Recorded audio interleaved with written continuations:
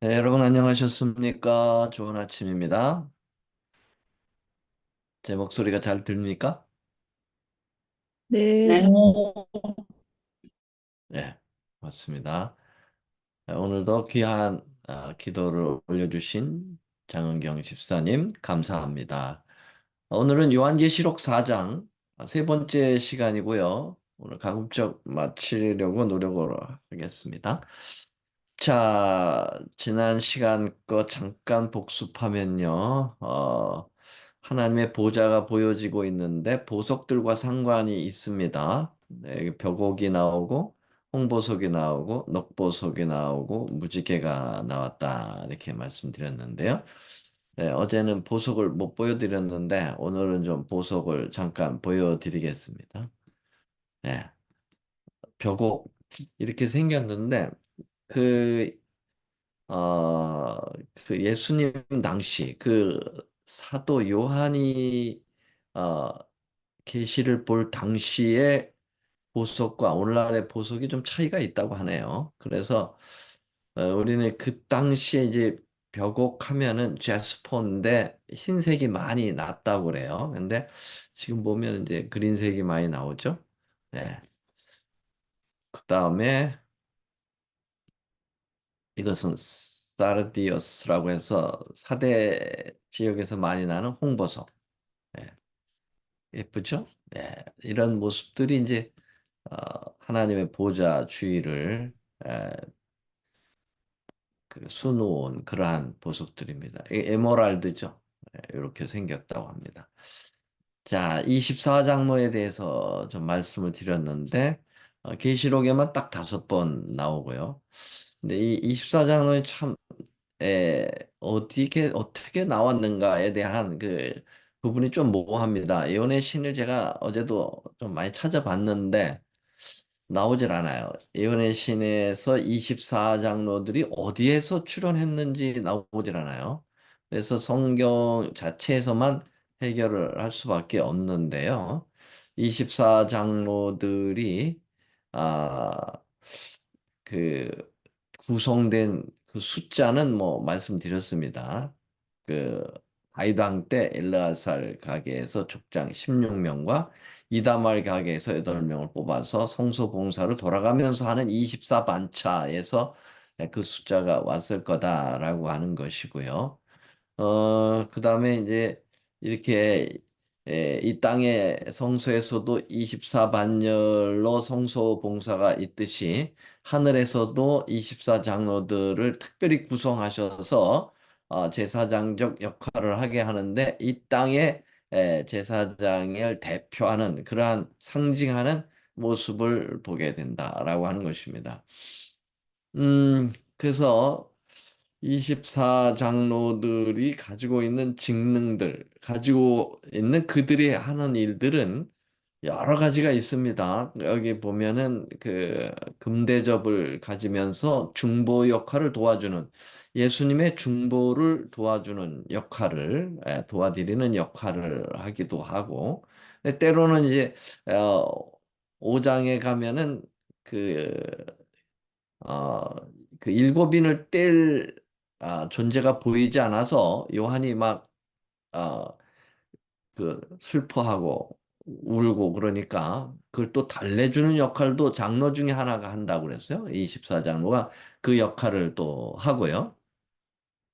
그 다음에 어, 지금 성경에는 뭐 그런 부분으로 나와 있지 않지만 주석에 보면은 퀸비라고 하는 사람의 주석에 의하면은 24장로는 그 하늘 아, 지성소에서 하시는 그 조사 심판의 재판장은 이제 우리 하나님 아버지인데 이제 예수님께 이양을 했죠. 근데 거기에 배심원으로서의 역할을 하는 것으로 표현하고 있습니다. 그래서 이제 고린도전서 6장 2절로 3절에 우리가 천사를 판단할 것이 아니냐 할 때 24장로들의 역할이 여기에 있다. 이렇게 좀 볼 수가 있겠습니다. 자, 이 하늘의 24장로들의 신론을 보면은 그리스도의 은혜로 구원받은 자들이고요. 그리스도의 부활 시 함께 부활한 많은 의인들로 구성됐다라는 거. 이들은 구속받은 자들의 첫 열매가 되었다. 하나님께 감사의 경배를 드리는 자들이 되었다. 그리스도의 봉사를 조력하는 자들이 되었다. 보게 되겠습니다. 그래서 이 24장로들에 대하여 좀 고민이 많아요. 정말 어디에서 이분들이 구성이 된 걸까 하다가 이 계시록 5장에 가서 말씀을 좀 더 좀 살펴보니까요. 여기 5장 8절에 책을 취함에 네 생물과 24장로들이 이렇게 언급이 돼 있어요. 그래서 어린 양 앞에 엎드려 각각 검은고와 향이 가득한 금 대접을 가졌는데 그러면서 5장 9절에 24장로들의 역할이 계속 연결된다고 본다면 새 노래를 노래하여 그러니까 24장로들이 새 노래를 부르는 거예요. 그리고 가로되 책을 가지시고 그 임봉을 떼기에 합당하시도다. 이제 우리 예수님에 대한 그 어린 양이 일곱 인을 떼실 때 그 옆에서 새 노래를 부르며 24장로들이 그분이 정말 옳다. 그분만이 이 인을 떼실 수 있는 분이다라고 이게 찬양을 하는 거죠. 그러면서 그 찬양의 노래 속에 자기들의 존재를 이야기하지 않나 좀 추측입니다만은 일찍 죽임을 당하사 각 족속과 방언과 백성과 나라들 가운데서 사람들을 피로 사서 하나님께 드렸다. 그러니까 예수님께서 십자가에 죽으실 때 그 일어났던 그 수많은 그 많은 그 하나님의 그 백성들 이들이 이제 부활을 증거도 했지 않습니까? 마태복음 27장에 나오는데 이 사람들을 피로 사서 하나님께 드렸다. 이게 본인들에 대한 얘기가 아니겠나라고 생각을 해보는 거죠. 자, 그래서 저희로 우리 하나님 앞에 다시 저희가 24장로들을 하나님 앞에서 나라와 제사장으로 삼았다. 그러니까 제사장의 대표적 직분을 대표적인 대표하는 이 지상의 제사장들이었던 그 모든들을 대표하는 그런 24장로의 구속된 모습이 아니냐. 물론 이제 여기에 제사장의 그 대표적 직분이라는 것은 베드로전서 2장 9절에 보면 뭐라고 그랬습니까? 너희는 택하신 족속이요 왕 같은 제사장이요 할 때 우리 모두가 만인 제사장이지 않습니까? 자, 그런 모습을 대표하는 존재가 하늘에 미리 이제 구원받아 올라가는 그런 24장로의 모습이 아니겠느냐. 여기 지금 제가 잘못했는데요. 에베소입니다. 에베소 4장 8절인데요. 그러므로 이르기를 그가 위로 올라가실 때, 승천하실 때 사로잡힌 자를 사로잡고 사람들에게 선물로 주셨다. 이게 이제 바로 24장로를 하늘로 올리우시는 장면이 아니겠느냐라고 하는 것. 이제 이거는 우리 어, Seventh Day Adventist Bible Commentary 그 7권의 이것과 연결해서 24장로를 언급한 모습입니다. 이게 재림교회 주석에 나오는 것을 설명을 좀 드리겠습니다. 자, 어제 설명을 드렸고요. 번개와 음성과 내성이 났다. 하나님의 보좌에서 번개와 음성과 내성이 여러 번 성경에 언급됩니다. 그것은 하나님의 그 광대하시고 능력 있으신 파워풀하신 하나님을 소개한다라고 말씀드렸습니다. 에스겔서에도 나오고 시편에도 나오고 예. 그리고 욥기에도 나오고요. 예. 그다음에 시내산에서 모세가 그 십계명을 받을 때도 하나님의 임재가 그렇게 정말 광범하게 나타나는 그런 모습을 우리는 보게 됐습니다. 그리고 보좌에 일곱 등불이 있고 일곱 영이 있다는 것은 하나님의 성령의 역사가 강력하게 이 하나님의 보좌를 보여주는 모습에서 주도적 역할을 하시는 모습을 보게 되었다라고 말씀드렸습니다. 그리고 하나님의 보호자 앞에 요한이 계시로 쭉 보니까 수정 같은 유리바다가 있었다. 유리는 뭐라 그랬습니까? 예, 보석의 그런 바다처럼 말이죠. 끝없는 바다처럼 펼쳐진 그런 모습을 정말 감동 있게 표현하고 있는데 뭐 이거보다 이 표현은 백만 분의 일도 제대로 표현한 게 인간의 그냥 아, 그 필설로 표현한 것이지 정말 진짜는 너무너무나도 아름다워서 말로 표현할 수 없겠죠. 이곳에 가고 싶은 마음으로 우리 저희 딸들의 이름을 그렇게 졌다 이렇게 말씀드렸습니다. 주님은 이곳으로 우리를 초청하고 계시죠.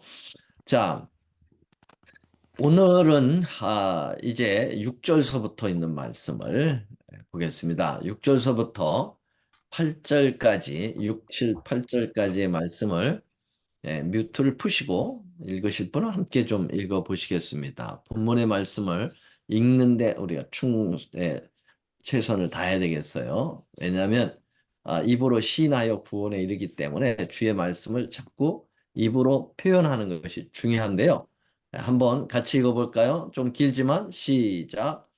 보좌 보좌 앞에 앞에 수정과 수정과 같은 같은 유리 바다가 바다가 있고 있고 보좌 보좌 가운데와 보좌 주위에 주위에 생물들이 있는데 앞에 앞에 눈이 눈이 가득하다.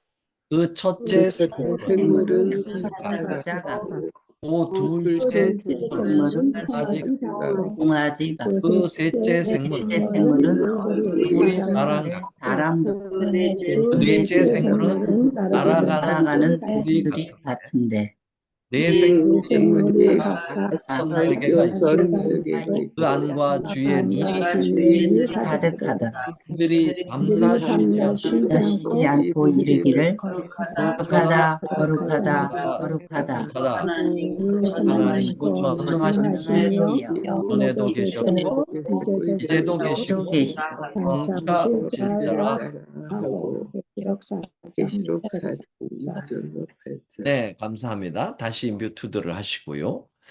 자, 지금 하나님의 보좌가 중심에 보이고요. 그러면서 가장 측근으로 보이는 것은 이 네 생물입니다. 그리고 24장로가 그 바로 다음에 위치하고 있어요. 지금 뭐 언급을 24장로를 먼저 언급을 했기 때문에 했을 뿐이지, 어, 보호자를 중심으로 할 때 가장 측근에 있는 존재들은 이 네 생물들입니다. 이 네 생물, 왜 생물을 넷으로 표현했냐면, 이 넷은 항상 이 방위를 얘기합니다. 다시 말하면 동서남북 전체를 가리킬 때 넷을 사용합니다. 계시록 7장이라든지 마태복음 24장이라든지 보면은 사방이라는 표현을 하는데 이 사방 전체적 영역을 전체적 그 방향을 얘기하기 때문에 지금 하나님의 보좌를 전체적으로 옹호하고 있다라는 표현을 보게 되는데 실제로 그룹 천사가 4명인지 이 생물이라고 표현했기 때문에 이것은 living being이라고 이제 그 영어로는 볼 수 있는데요. 헬라어로는 조아라고 얘기했어요. 조아. 이 조아라는 말이 이제 살아있는 그러한 생명체라는 뜻인데요. 이것을 에스겔서에서는 뭐라고 얘기하냐면은 그룹이라고 얘기했어요. 잠깐 보고 다시 볼까요? 자, 에스겔 10장 20절. 그것은 내가 그발 강가에서 본 바 이스라엘 하나님의 아래에 있던 생물이라. 그들이 그룹들인 줄을 내가 아니라 그랬어요. 그래서 생물이 그룹이에요. 근데 여기 그룹은 계속 제가 말씀드리겠지만 GROUP, A그룹, B그룹, C그룹 그게 아니고 이 캐루빔을 우리나라 음역으로 표현할 때 그룹이다. 이렇게 얘기할 수 있어요. 그 이사야서에서는 이 네 생물을 또 스랍 천사라고 얘기하는데요. 스랍이라든지 케루빔이라든지 이 같은 그러한 그룹 천사들을 의미합니다. 특급 천사주요. 그러니까 천사도 주님께서 이렇게 레벨을 정하셨어요. 하나님 측근에서 특별 옹호하는 마치 이제 경호실장이라든지 비서실장과 같은 그런 천사들이 측근에서 주님을 옹호하고 찬양도 하고 그룹들을 지도도 하는 그러한 역할을 맡겼죠.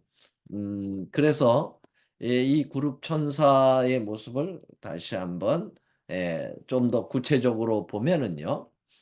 여기 보니까 4장 8절 보세요. 여섯 날개가 있었다. 그렇게 얘기하고 있어요. 여섯 날개가 달려있는.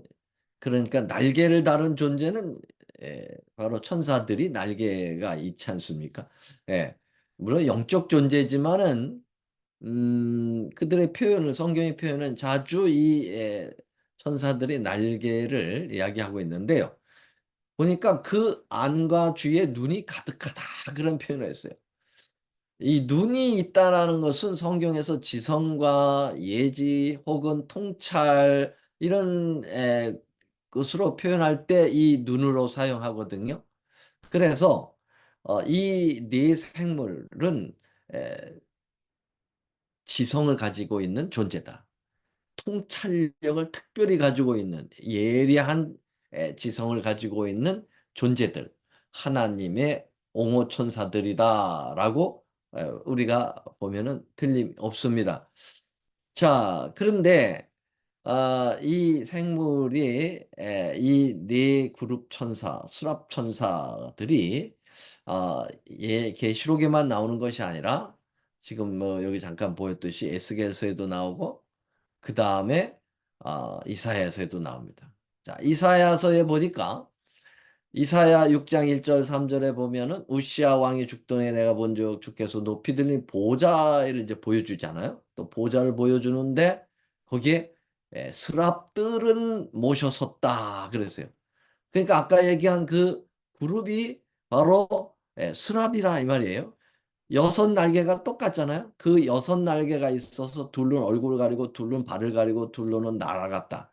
그러면서 창화하여 가로되 서로 창화라는 것은 함께 하나님 앞에 영광을 돌리면서 찬양하는 거죠. 말하는 거죠. 거룩하다, 거룩하다, 거룩하다. 왜 거룩을 세 번 얘기하셨을까요? 네, 성부, 성자, 성령, 삼위 하나님을 그렇게 찬양하는 모습을 보여주고 있어요. 그러니까 요한계시록 4장에 나오는 이 네 생물이 바로 이사야에 나오는 수랍 천사 16개의 날개를 가진 천사와 동일한 것으로 우리는 볼 수가 있고요. 이번에는 이 에스겔서에 있는 말씀을 좀 더 구체적으로 에스겔서는 설명하고 있네요. 그 속에서 네 생물의 형상이 나타났는데 그 모양이 이러하니 사람의 형상이 각각 네 얼굴과 네 날개가 있다 그랬어요. 그런데 그 얼굴들의 모양이 넷의 앞은 사람의 얼굴이고 넷의 우편은 사자의 얼굴이고 넷의 좌편은 소의 얼굴이고 넷의 뒤는 독수리 얼굴이다. 그래서 아까 그 계시록에서 본 네 생물의 모습하고 똑같아요. 자, 한번 볼까요? 다시 한번 보면은요. 자, 여기 4장 7절 보세요. 그 첫째 생물은 사자 같고, 둘째는 송아지 같고, 셋째는 사람 같고, 넷째는 독수리 같다. 자, 요런 표현이 이 에스겔서에서 나오고 있어요. 그러니까 동일한 존재라는 거죠. 여섯 날개를 가졌다고 하는 것, 또 예리한 지성을 가졌다는 것, 하나님의 보좌 측근에 있다는 것, 여러 정황으로 볼 때 이것은 그룹 천사들이라고 하는 사실, 케루빔이라고 하는 사실을 우리에게 보여주고 있습니다. 자, 그러면 에스겔 28장 14절에 보면은 루시퍼, 루스벨도 그룹 천사였다라는 거 잘 아시는 부분이죠. 예. 근데 타락한 거죠. 그러니까 아마 루시퍼는 이 케루빔, 이 그룹 천사 중에서도 가장 캡틴이었다 이렇게 볼 수가 있겠고요. 그 다음에 부캡틴으로 누가 있었을까요? 가브레일이 있었을 것이다. 그래서 루시퍼가 타락하여 그 자리를 이제 찬탈을 하나님께서 이제 내어 쫓으셨죠. 그리고 이제 그 뒤를 이은 것이 이제 가브리엘로 보여집니다. 자, 그리고 이 그룹 천사들은 또 어디에 나옵니까? 창세기 3장 24절에 화영검을 에덴 동편에 둘 때 그룹들과 할 때 그 그룹이 거기에 표현되어 있다. 그리고 에스겔서 10장 5절에 보면은 그룹들의 날개 소리는 하나님의 음성과 같은 것으로 표현되어 있고요. 그룹들의 날개 아래 사람의 손이 있다고 하는 부분이 참 재미있어요. 자, 이들이 지닌 속성과 기능은 사자의 위엄과 용기, 소가 지닌 복종심, 그리고 사람의 이성과 지성, 그리고 독수리의 예리한 신적 표현이죠. 자, 이런 복합적인 그러한 모습을 띠고 있는 이 네 생물은 우리에게 그 여러 가지 주는 의미들이 의미심장합니다. 자, 여기 하늘에 있는 지성소에도 뭐가 있을까요? 그룹의 천사들이 있었겠죠. 자, 이것은 이제 지상성소에서는 어, 지성소에 있는 법궤의 뚜껑에 붙어 있는 시은자 속죄소에 붙어 있는 그룹 천사의 모형이 바로 이 천사들을 이렇게 상징적으로 그룹 시은자 바로에 붙여 놓았다는 겁니다. 그러니까 이 그룹이 존재하면 그룹이 나왔다. 그러면 항상 하나님의 보좌가 언급이 되고요. 하나님의 임재가 언급됩니다. 요 그룹 네 천사 사이로 뭐가 보여지냐면은 쉐키나의 영광이 나타나는 것이죠.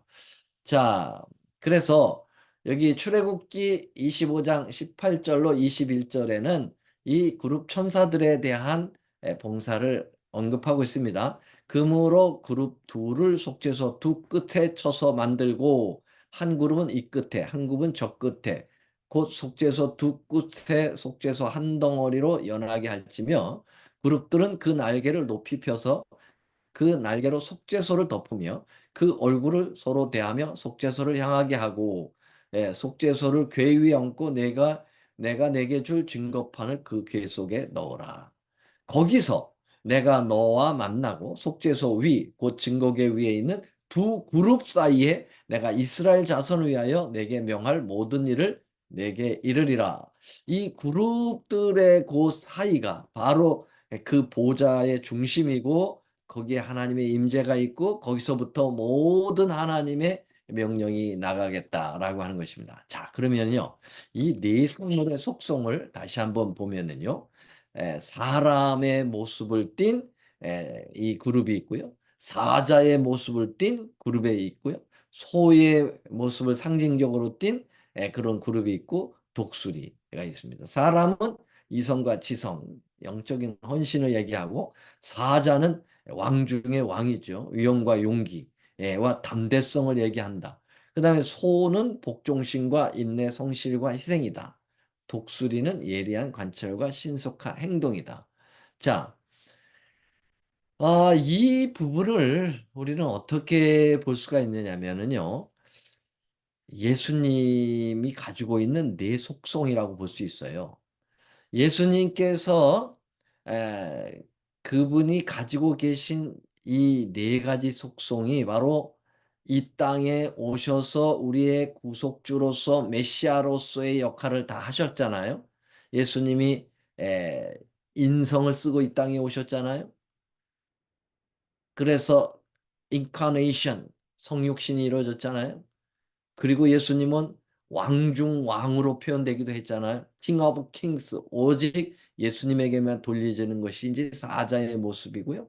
예수님이 그 복종심, 이 땅에 오셔가지고 섬김을 받으러 오신 게 아니라 오히려 섬기러 오셨다는 것. 그리고 예수님은 이 땅에 오셨을 때 그 신성은 내재하여 계셨다. 그랬어요.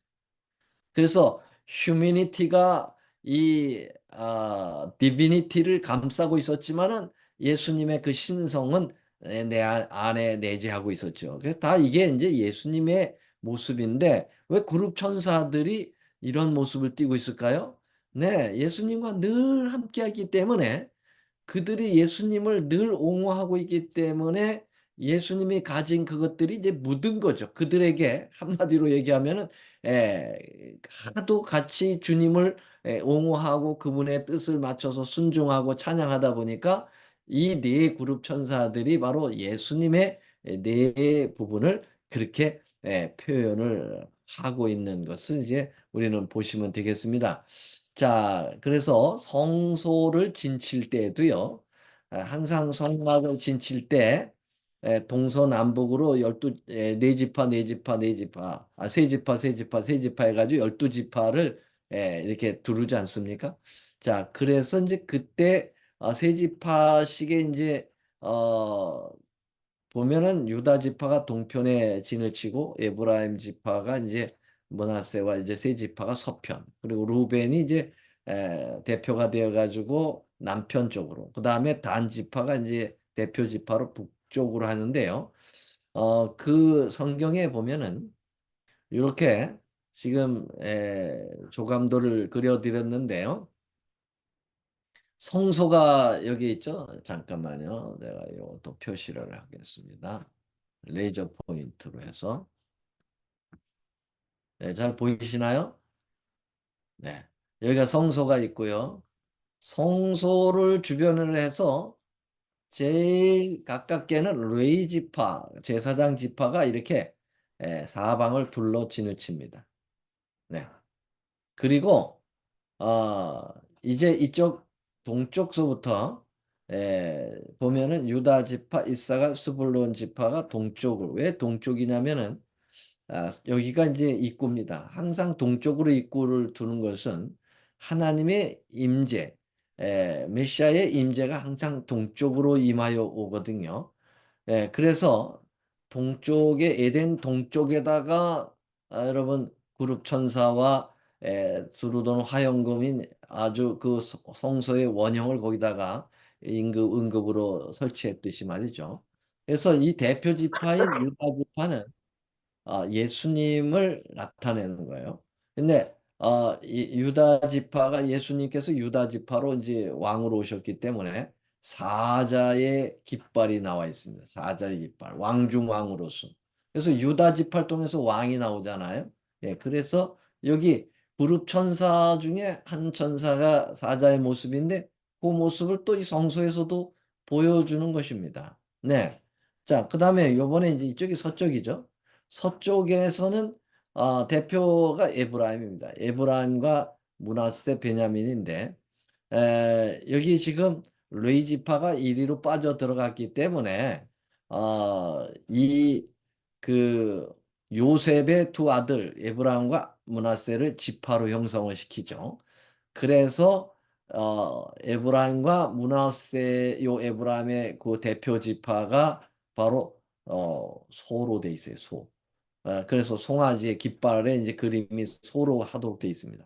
왜냐하면 이제 순종과 복종을 나타내는 예수님의 모습을 나타내고, 그 다음에 요쪽이 이제 남쪽이죠. 요 남쪽의 대표는 이제 루벤입니다. 장자죠. 루벤이 시몬과 갓을 데리고 여기에 이제 진을 치게 되는데 여기에 이제 사람의 모습의 깃발이 나와요. 예수님의 인성을 얘기하고 있다고 그랬습니다. 근데 요게 북쪽이죠. 북쪽은 단 지파가 이제 대표 지파인데 아셀과 납달리를 해가지고 여기 독수리, 여기 신성적 표현을 했습니다. 성소 자체가 다 예수님이기 때문에 이렇게 그룹 천사의 그 형태와 따라서 이렇게 진을 치는 모습은 참 재밌는 모습이죠. 자, 그러면 에, 이번에 이제 예수님의 그 기록을 에, 생애 이 땅에서의 그 공생의 삶을 기록한 복음서, 이게 이제 네 권이 있지 않습니까? 마태복음, 마가복음, 누가복음, 요한복음. 한 예수님을 왜 넷이 기자가 이 부분을 똑같이 다뤄야 되느냐? 예, 그것은 예수님의 그 존재하심이 너무 크시고 위대하셔서 한 인간이 한쪽 면을 가지고 전체를 다룰 수가 없어요. 그래서 사방에서 예, 큰 산이 있다면은 이 큰 산을 한 척에서 사진을 찍어서 다 나올 수가 없잖아요.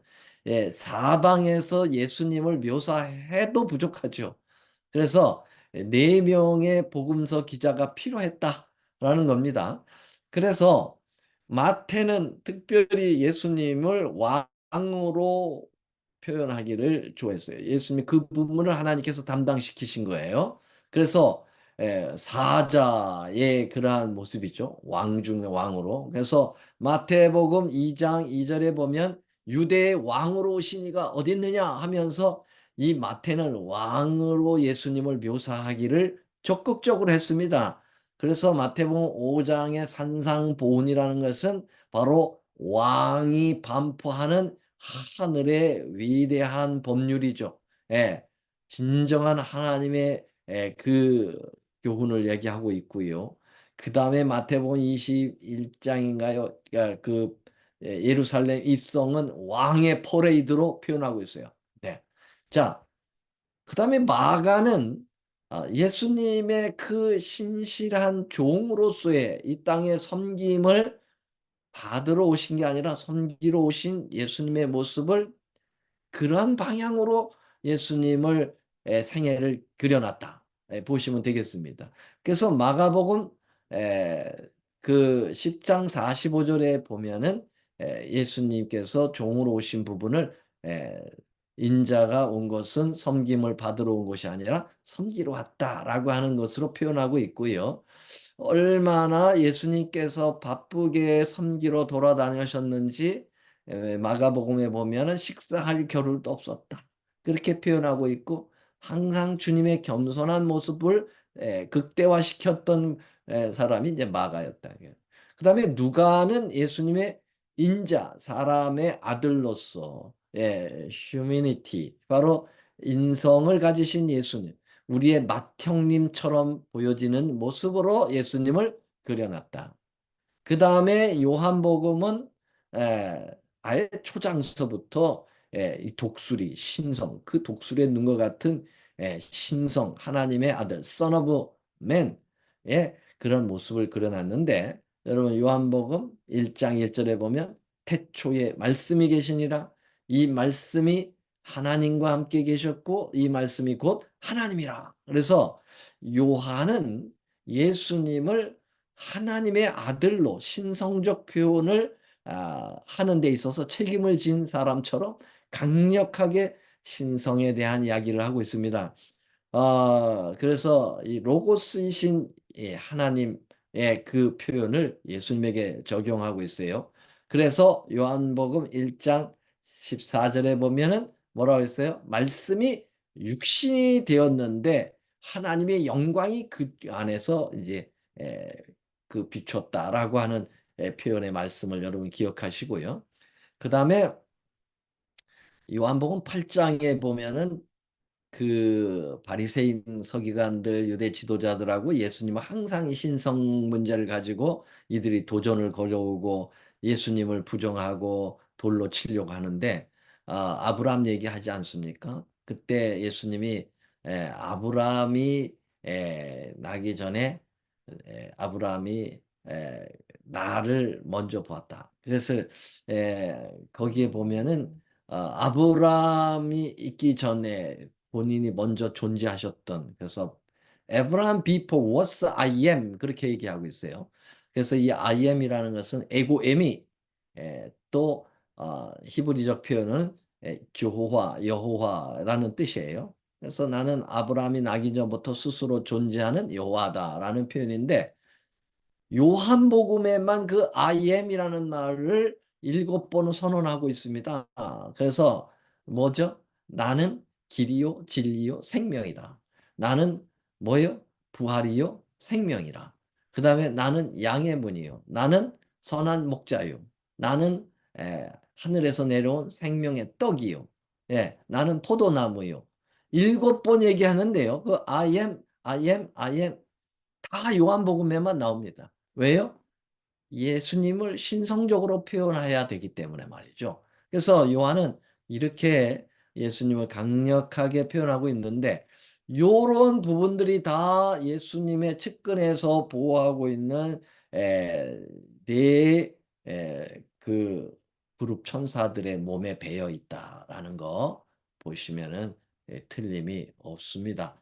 이 네 생물들의 찬양 거룩하다, 거룩하다, 거룩하다. 이러한 찬양은 영원한 찬양이고 이 찬양이 진동쳐 나가거든요. 보호자 주변에 24장로가 쫙 이렇게 아니 그 네 생물이 이 그룹 천사들이 찬양을 쭉 하면 24장로가 받아와서 그 찬양을 또 올리고 그 뒤에는 천천만만의 천사들이 그 찬양을 받아 또 우주를 향하여 또 나가게 하고 그다음에 우주 거민들이 또 찬양을 부르면 온 우주가 찬양을 부르는데 그 가장 중심에 이 누구요? 네 그룹 천사들의 이 찬양이 있다. 근데 거룩이라고 하는 하나님의 속성을 언급하고 있는데요. 하나님의 속성, 특성은 여러 가지가 있죠. 하나님은 스피리추얼하신 분이고요. 하나님은 forever, 영원한, 시간적으로 영원하시고요. 하나님은 스스로 존재하는 영원성을 가지고 그다음 무소부재 어디든지 계시고요. 그리고 모든 걸 아시고 모든 것을 하시죠. 전지전능하신 분이시다. 그러한 하나님의 속성이 바로 그들의 찬양의 가사가 되는 거죠. 하나님은 변하며 하나님의 품성은 사랑이시고 그리고 하나님은 공의로우시고 공의하고 정직하시다. 그래서 의와 합평이 서로 입맞췄다. 시편에 그렇게 찬양을 하게 되는 것입니다. 24장로들의 이 찬양과 함께 맞물려서 나가게 되는데요. 특별히 이제 마지막 부분에 보면은 4장 11절에 우리 주 하나님이여 영광과 존귀와 능력을 받으시는 것이 합당하오니 주께서 만물을 지으신지라. 여러분, 이 찬양의 그 가사는 하나님만이 경배를 받을 당위성에 대해서 이야기합니다. 하나님만이 경배를 받아야 될 당위성 두 가지가 있다면 하나는 창조입니다. 여기 보세요. 우리 주 하나님이여 영광, 존귀, 능력 받으신 것이 합당하다. 요걸 갖다가 한마디로 줄이면은 예배 받으시기 합당하다 이거예요. 하나님만이 예배 받으시기 합당하다. 왜요? 주께서 만물을 지으셨기 때문에. 창조주시니까 예배 받으셔야 됩니다라고 하는 거예요. 구속주에 대한 거는 계시록 5장 다음 시간에 말씀을 드리게 될 것이고요. 네. 자, 그래서 이제 거의 끝납니다. 만물을 지으신 자이신 하나님께 예배라는 말은 worship, 바로 worthy, 그만한 가치가 있다. 그런 자격이 있으시다라고 하는 것에서 worship이 나온 거예요. 여러분, 가치 있는 상당한 가격을 가진 뜻으로 하나님 이상으로 더 값진 것이 없음을 인정하는 것이 worship이에요. 그래서 이 worship이 얼마나 중요한 것인가를 우리에게 보여주고 있다. 오늘은 조금 더 시간을 썼습니다. 계시록 4장을 마쳐야 되기 때문에요. 그러면 잠깐 기도하겠습니다. 하늘에 계시는 사랑의 우리 아버지 하나님, 은혜를 감사합니다. 오늘도 하나님의 보호자를 좀 더 가까이 가서 볼 수 있도록 하나님께서 말씀하여 주시고 그 보호자를 바라보면서 창조주이신 우리 하나님 아버지와 아들 예수 그리스도와 성령 하나님을 경험케 하여 주시니 감사합니다. 주님, 예배가 하나님께만 드려져야 되는 당위성을 오늘 설명해 주셨사오니 예배를 통하여 하나님과 하나 되게 하여 주시고 늘 하나님 곁에서 옹호한 네 천사들의 모습이 바로 그러한 분위기가 우리의 몸에도 배어나도록 도와주셔서 작은 예수가 되게 하시고 우리를 보면 사람들이 예수님을 보는 것 같다고 하는 그러한 칭송을 듣거나 감화를 끼쳐서 하나님의 거룩한 의에 많은 사람들을 동참시키는 저희들이 되도록 인도하여 주시옵기를 바라오며 우리 구주 예수님의 이름으로 간절히 기도드리옵나이다. 아멘.